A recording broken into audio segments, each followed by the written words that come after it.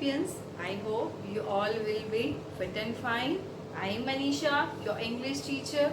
Welcome you all to RKP online classes. Today we are going to start our new topic, voice. What is voice? Voice is a form of verb which tells us about who is responsible for doing the action. That is, the subject is responsible for performing the action or object is responsible for performing the action. And sometimes even your action is the most important thing which is to be highlighted. Okay, so we have two types of voice, active and passive. Now what is active sentence? Active sentence is which emphasizes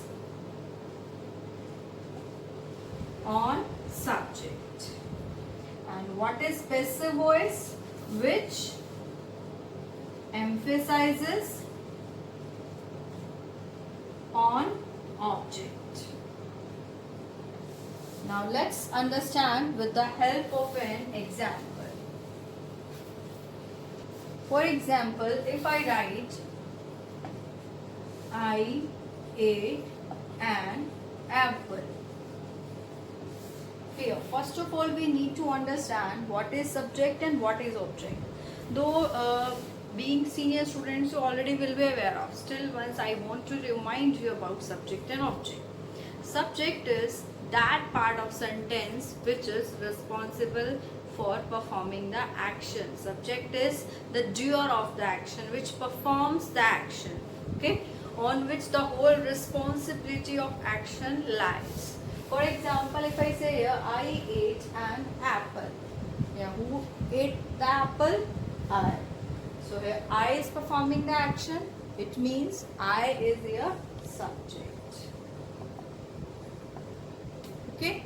So now if we talk about object, I told you I is subject. Ate is what? It is our verb. It is our action which is to be performed. Now this eating action is performed on what? This eating action is performed on somebody or something. So that somebody or something on whom or on what the action is performed, that will become your object. This action of eating is performed on apple. So this apple is what your object. Okay. And if we try to find out our object in a sentence in simple words, just ask two questions after your verb. Ask either what or whom. If you are getting answer to what, that means there is an object. Even if you are getting the answer to whom, means a person, it means that is also an object. So a sentence may have one object which is direct, or it may also have indirect object which will answer whom, or even a sentence may have both the objects, direct as well as indirect. So if you talk about this sentence, I ate an apple, here is which one object? Here is direct object.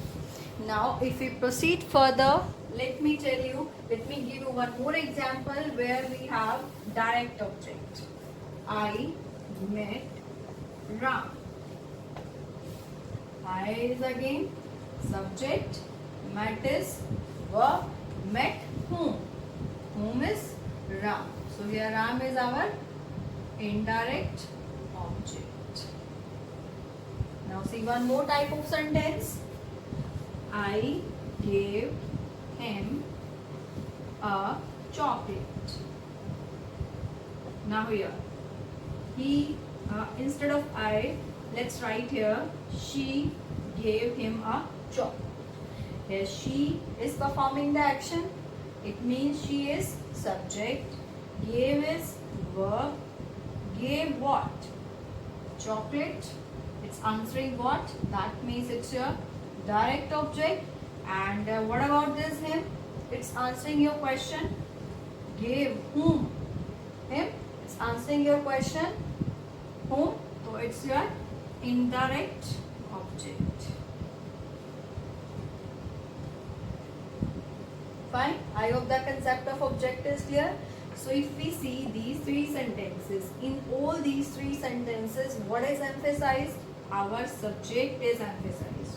We are highlighting the subject. We are referring subject here. That subject is performing the action, right? So these all three sentences are example of your active part, active voice. Okay. Now if we have to change this into passive voice, how and what will be its passive? Passive will be an apple is eaten by me. Here, when I said I ate an apple, our subject was important, so we called it active voice. But when I said an apple was eaten by me, here what's emphasized? Object. Apple is emphasized. Okay, so that's why it is your passive voice. Many generally beta almost we use active voice in our speech. Then you must be wondering what's the use of passive voice, because sometimes it happens that we are not aware of the subject of the sentence. For example, if I say a dog was lying dead on the road. A dog was killed on the road. Then who killed that dog? That must be subject. Who killed the dog? But I don't know who killed the dog. Now what is important for me to emphasize here? The killing of dog, right? That action is important here. That object is important here. So I said it in passive voice, right? And sometimes we have some secrets which we share with each other. Like one of my friends was backbiting about me to my third friend Rekha. Then Rekha came to me. She told me that I had listened something about you. I would ask what. Then she told me that then she would say me that you cheated in exam. I said, who said to you I cheated in exam? I would say like that.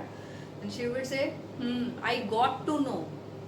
Somebody told me. Who is that somebody? That somebody she is not telling me now, right? It means what? She wants to keep the secrecy about the subject.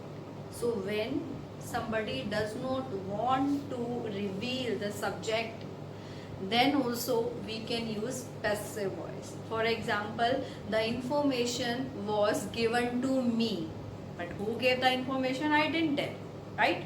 So either the subject is unknown to you, or the subject has to be revealed, or sometimes the subject is not important. In fact, the action or the object is important. In these cases, we prefer to use passive voice. For example, a child was born in their family. Here, who gave the birth? That's not emphasized. What is emphasized here?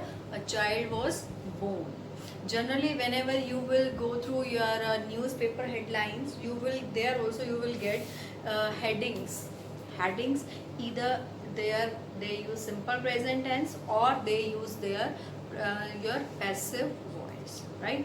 And even in your books also you will find integrated exercises where you are given the complete information. You have to write the title of that in either in passive form, or you will be given a title, you have to expand that. So that will be almost either in past, either in simple present form, or in your passive voice.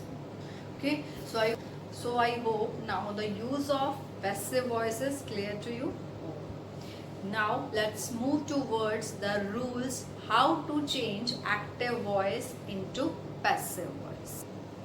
Now beta, for changing active to passive voice, first of all we need to understand the type of sentence. If we talk about type of sentence, we have 5 types of sentences: simple, interrogative, imperative, optative, and your exclamatory sentence. Simple, in which simple statements are said or declared, or any statement is made. For example, I will kill you, he is my good friend, I know him.